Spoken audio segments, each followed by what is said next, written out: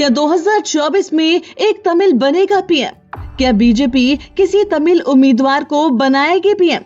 क्या आपकी बार बनेगी किसी तमिल की सरकार? ये तमाम सवाल केंद्रीय गृह मंत्री अमित शाह के उस बयान के बाद उठ रहे हैं जिसमें उन्होंने कहा था कि एक गरीब परिवार के तमिल निवासी को ही भारत का प्रधानमंत्री बनना चाहिए। दरअसल आज से 3 महीने पहले केंद्रीय गृह मंत्री अमित शाह चेन्नई के दौरे पर पहुंचे थे। सूत्रों के मुताबिक इस दौरान बीजेपी के पदाधिकारियों की बंद कमरे में हुई बैठक में अमित शाह ने कहा था कि तमिलनाडु के वरिष्ठ कांग्रेस नेताओं जैसे के कामराज और जी के मूपनार में प्रधानमंत्री बनने की क्षमता थी, लेकिन करुणानिधि ने उनकी संभावनाओं को विफल कर दिया। इनके प्रधानमंत्री न बन पाने के लिए डीएमके जिम्मेदार है, मगर अब वक्त आ गया है किसी गरीब परिवार के तमिल को भारत का प्रधानमंत्री बनाने का। अमित शाह के इस बयान ने दक्षिण भारत की सियासत को काफी हैरान कर दिया था, जिसके बाद सवाल उठने लगे थे कि आखिर बीजेपी के मन में क्या है। क्या बीजेपी वाकई किसी तमिलियन को पीएम बनाएगी?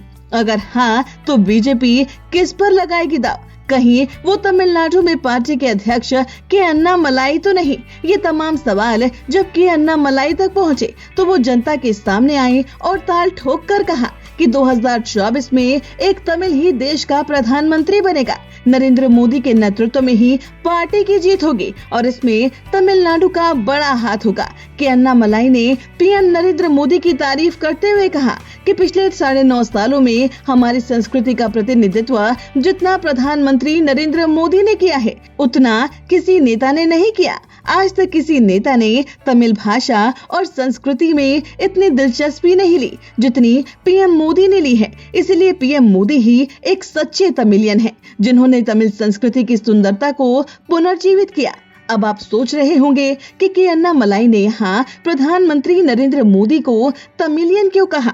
दरअसल नरेंद्र मोदी जब से प्रधानमंत्री बने हैं तभी से ही तमिल संस्कृति का प्रचार प्रसार करने में जुटे हैं। उन्होंने कई मौकों पर तमिल भाषा और संस्कृति का बखान किया है। इसका उदाहरण हमें हाल ही में देखने को मिला जब नई भारतीय संसद में पीएम मोदी ने थिरुवदुथुराई अधिनियम से लाई गई हिंदू सभ्यता की निशानी सेंगोल को स्वयं नए संसद भवन में स्थापित किया था। ऐसा करके पीएम मोदी ने तमिल संस्कृति के प्रति अपना आदर पेश किया था। इससे पहले भी ऐसे कई मौके आए जब पीएम मोदी ने ऐसा कुछ करके तमिल वासियों और दक्षिण भारतीयों का दिल जीत लिया हो। बात साल 2018 की है जब पीएम मोदी ने स्वतंत्रता दिवस के मौके पर लाल किले से दिए अपने भाषण में तमिलनाडु के सपूत और महान कवि सुब्रमण्यम भारती की एक महान कविता सुनाई थी। उन्होंने उनकी एलारूम एलिनेलेई एडुमलन एरियाई सुनाई थी, जिसका मतलब है भारत दुनिया को हर बंधन से मुक्ति पाने का रास्ता दिखाएगा। आपको बता दे कि महान कवि सुब्रमण्यम भारती ने स्वतंत्रता संग्राम के दौरान काफी अहम भूमिका निभाई थी। उनकी कविताओं से प्रेरित होकर ही लाखों लोग भारत की आजादी के आंदोलन में कूद पड़े थे। इसी तरह 2019 में जब प्रधानमंत्री नरेंद्र मोदी ने चीनी राष्ट्रपति शी जिनपिंग का महाबलीपुरम में स्वागत किया तो वह पूरी तरह से तमिल संस्कृति के रंग में नजर आए थे। उन्होंने धोती और कंधे पर शॉल पहना हुआ था। वहीं इस दौरान उन्होंने महाबलीपुरम में समुद्र से संवाद का तमिल संस्करण भी पेश किया था, जिसकी काफी सराहना की गई। उसके बाद 31 अक्टूबर 2020 को प्रधानमंत्री नरेंद्र मोदी ने सरदार वल्लभ भाई पटेल की जयंती के मौके पर देश को संबोधित करते हुए तमिल कवि की एक लंबी चौड़ी कविता पढ़ी थी और तमिल जनता का दिल जीत लिया था।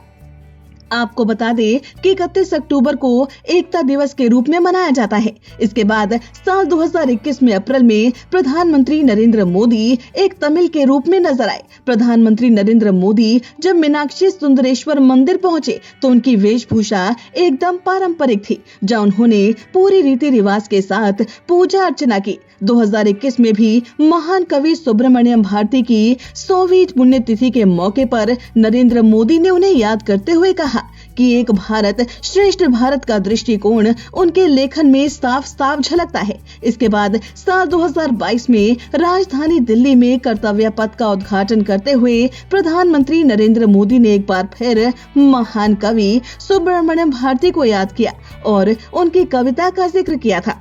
इसी तरह 2023 में भी तमिल नववर्ष कार्यक्रम के मौके पर पीएम मोदी ने तमिल लोगों, उनकी संस्कृति और भाषा को लेकर कहा था कि तमिल दुनिया की सबसे पुरानी भाषा है। हर भारतीय को तमिल भाषा पर गर्व है।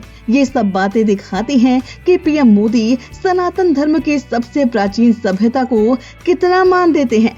वहीं खबर है कि प्रधानमंत्री नरेंद्र मोदी को तमिलनाडु की किसी सीट से चुनावी मैदान में उतारा जा सकता है। इसे लेकर बीजेपी में काफी गंभीरता से विचार चल रहा है। अगर ऐसा होता है तो तमिलनाडु को अपना पहला प्रधानमंत्री मिल जाएगा। तो कैसी लगी आपको हमारी ये रिपोर्ट, हमें कमेंट करके जरूर बताइए और हमारे चैनल को सब्सक्राइब करना बिल्कुल ना भूलिए।